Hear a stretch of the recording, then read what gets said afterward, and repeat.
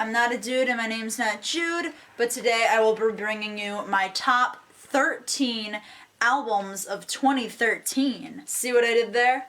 You get the 1 and the 3. Let me give you the list. Number 13 is Tonight Alive's album, The Other Side.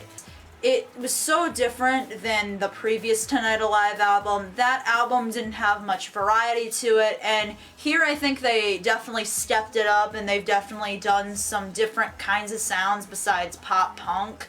I think Jenna's voice has gotten a lot better. She's kind of had her own individuality with her voice now than just getting compared to Hayley Williams. Number 12, which is probably a surprise to some people, is the Maine's album Forever Halloween.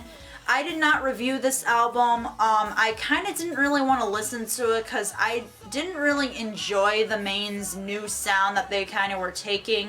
They kind of started with Pioneer and then worked their way to this more rock alternative sound. So listening to this album, I kind of just took a leap of faith and decided why not.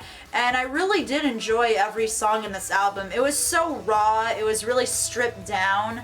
I liked how it wasn't overproduced. A lot of the lyrics were really honest, and a lot of them were really sad, but very relatable to me. Number 11 on my list is Never Shout Never's album Sunflower, and this album I thought was really well done. I loved the raw acoustic folk sound that they gave on this album. Complete 180 compared to their previous release Indigo, and Never Shout Never is a band known to change their sound in each album. Sometimes it can be considered experimental, other times it can just be taking a little bit of a twist.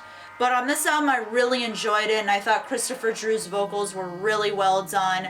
Number 10 on my list is something, again, people would probably be surprised about. I really wish I reviewed this album, because I probably would have gone super in-depth with it. But number 10 for me is Lorde's album, Pure Heroin. I really love this album, and I like how she kind of sounds like the modern teen version of Adele, with like hip-hop, electronic synths in the background. But for, I think, a 16 or 17-year-old girl, she has quite a phenomenal voice. And the writing on this album is super well done. I always would come back to this album and just listen to it. Right when I heard Royals, I was super interested in hearing the whole album. And once I listened to the whole album, it really got me hooked on first listen. Number 9 on my list is the Almosts album, Fear Inside Our Bones. I love this album because it sounded like a real southern rock album.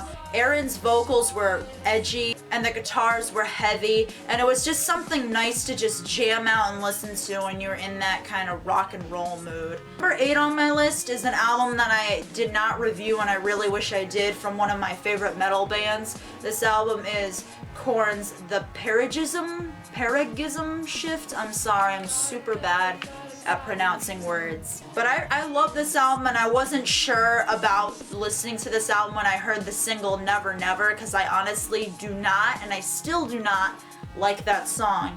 But every other song on the album is amazing.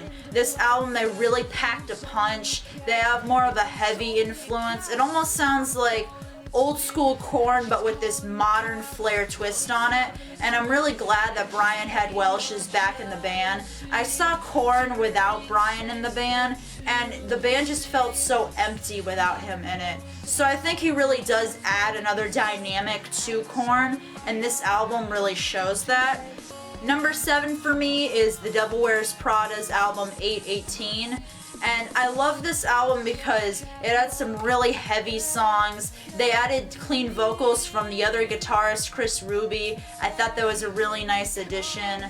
And I just loved how Mike's screams on this album really got better. Number 6 on my list is an album that I did not review, and again, I wish I reviewed this album, but didn't have the time to get to it.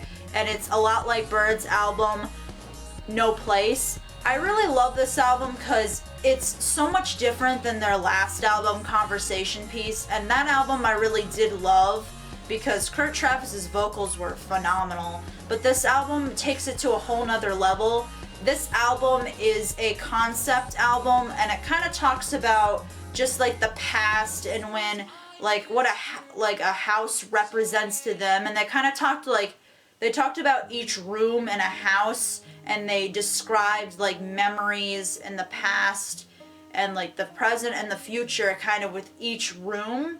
And I really liked how they did that with this album. I also liked the poetry aspect in it. In each song there was a little tiny part where like Kurt Travis, I believe, would like talk, and it would sound like poetry, at least I believed it to be poetry, and it just sounded so beautiful in each song. Number 5 on my list is Mayday Parade's album Monsters in the Closet. I loved this album so much because each song was really relatable to me. I thought the lyrics were really well written, and I said on my review that this is like one of the albums that has the most saddest songs on it. They use so many other types of instruments like violins and cellos and the organ, and I really think they've gotten better musically and taken like a step in the right direction, aiming for what they want. And this album to me just has songs that I literally cannot get stuck out of my head, and I think they really did a great job with this album. Number 4 is an album that you would expect to be on my list, because if you guys have watched any of my videos for any period of time whatsoever, you know that it would be Demi Lovato's album Demi.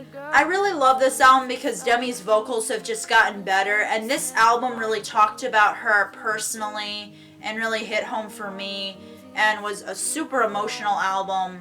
I thought it wasn't as overproduced as the previous album, Unbroken, and I think she did a really good job with this album overall. Number 3 on my list is Transit's Young New England. I really love this album because the lyrics just fit like my mood perfectly. Transit's a band that when they talk about relationships, they just fit me exactly, and like how the way I would act in a relationship or how I would think in a relationship. And I just love listening to their songs. They're really catchy, they're really fun, and they also add like a different flair in the pop punk scene as not being your typical pop punk band. Now we're getting to number 2. Oh my gosh, we're getting so close to number 1, guys. You are gonna freak. Number 2 on my list is Anthony Green's album, Young Legs. I really love this album, and when I listened to the commentary on each song on Spotify for this album, Anthony would talk about why he wrote what songs he wrote, and he basically just summed it up really nicely that he wrote these songs for other people. He said like they're for certain people that he would write like this is a song for them that he couldn't say to their face because they're either dead, he either doesn't talk to them anymore, or the person wanted him to write a song about a certain situation or whatever. And I kind of expected this album to be him talking more about his son and his wife and just being a father. But instead, he just talks about a bunch of different variety of things, whereas with Beautiful Things, he did the same thing. But I think it was more focused on his son than anything else. Now, number 1, drum roll. This is my invisible drumsticks. See it? There's a drum roll here. I don't know.